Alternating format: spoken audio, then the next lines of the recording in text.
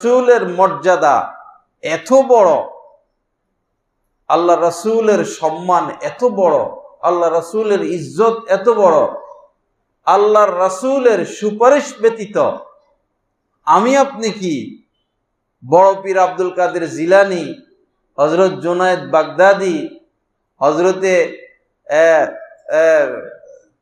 চিশতি, বড় বড় যত আউলিয়া ইকরাম কেউই নাজাত পাবে না রাসূলের সুপারিশ ব্যতীত। তো রাসূলের সুপারিশ যদি আমরা পেতে চাই, নাজাত পেতে চাই, কি করতে হবে? রাসূলকে মহব্বত করতে হবে এবং রাসূলের আনুগত্য করতে হবে। রাসূলের মহব্বত এবং রাসূলের আনুগত্য। নবীজি যেই কাজ যেভাবে করেছেন আমাদেরকে সেই কাজ সেইভাবে করতে হবে, এটার নাম আনুগত্য, এটার নাম মহব্বত। নবীজি কিবলার দিকে ফিরে কখনো ইস্তিনজা করেন নাই। নবীজি দাঁড়িয়ে কখনো প্রয়োজন ব্যতীত দাঁড়িয়ে প্রস্রাব করেন নাই। নবীজি বাম হাতে খানা খান নাই। নবীজি কখনো মিথ্যা কথা বলেন নাই। নবীজি কখনো কাউকে কষ্ট দেন নাই। সারা জীবনে নবীজি কখনো কাউকে গালি দেন নাই। নবীজি কখনো কাউকে গালি দেন নাই। নবীজি সারা জীবনে কখনো কাহারো গীবত করেন নাই। নবীজি সারা জীবনে কখনো কাহারো মাল আত্মসাৎ করেন নাই।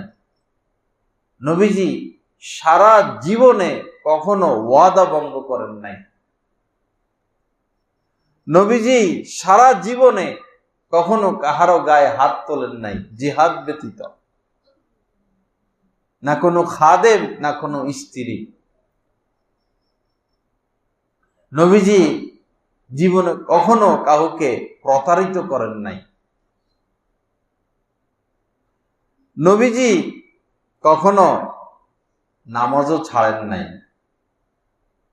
ইচ্ছে করে রোজাও ভাঙেন নাই। নবীজি মাথায় পাগড়ি পরতেন, লম্বা জামা পরিধান করতেন, মেসওয়াক করতেন। প্রস্রাব পায়খানার পর ঢিলা কুলুপ ব্যবহার করতেন, বর্তমানে টিস্যু। নবীজি পয় পরিষ্কার থাকতেন। নবীজির দাড়ি এক মুষ্টি পরিমাণ লম্বা ছিল, ডান দিক থেকে বাম দিক থেকে মুখের এবং থুতনির নিচে এক মুষ্টি পরিমাণ লম্বা ছিল। নবীজির চুল ছিল বাবড়ি, বাবড়ি চুল ছিল, এটা সুন্নত। বাবড়ি হলো কোনো ডাইনে বামে কাটা যাবে না, সব চুল পিছনে দিয়ে দেওয়া। কানের মধ্যখান কখনো কখনো কানের লতি পর্যন্ত ছিল নবীজির চুল, কখনো ঘাড় পর্যন্ত, যখন কাটতে দেরি হইত।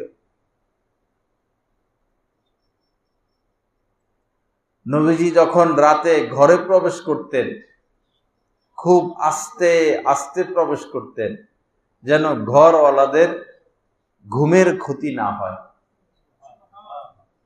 আবার কোনো কারণে ঘর থেকে বের হওয়ার প্রয়োজন, রাত গভীরে ঘরওয়ালারা ঘুমাচ্ছেন, এত আস্তে দরজা খুলতেন, কেউ কষ্ট পেত না। নবীজি সাক্ষাতে আগে আগে সালাম দিতেন, সাক্ষাতে আগে আগে সালাম দিতেন। রাস্তায় হাঁটার সময় নবীজি ডান পাশ অবলম্বন করতেন। রাস্তায় হাঁটার সময় নবীজি ডানে বামে উপরের দিকে তাকাতেন না, বরং জমিনের দিকে তাকিয়ে হাঁটতেন। নবীজি চলাফেরার সময় সৎ কাজের আদেশ করতেন, অসৎ কাজ থেকে বারণ করতেন।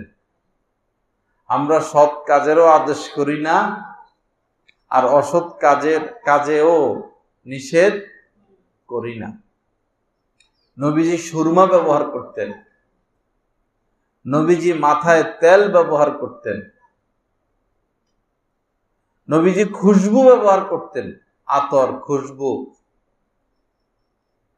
রাস্তা দিয়ে হেঁটে গেলে চতুর্দিকে নবীজির শরীর মুবারক থেকে সুঘ্রাণ ছড়াতো।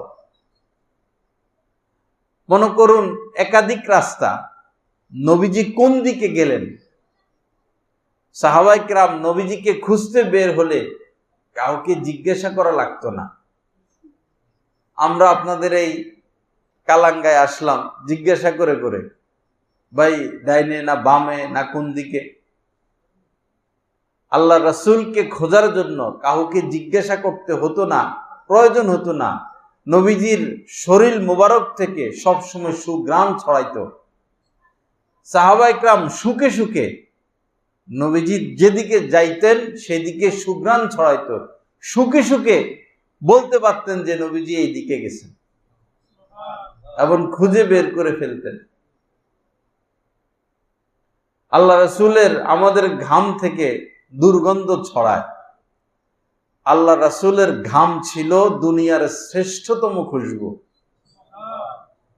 এই পৃথিবীতে বর্তমানে সবচেয়ে দামি যে সেন্ট বা পারফিউম অথবা আতর, মেশকে আম্বর, এর চেয়েও দামি ছিল নবীজির ঘাম মুবারক।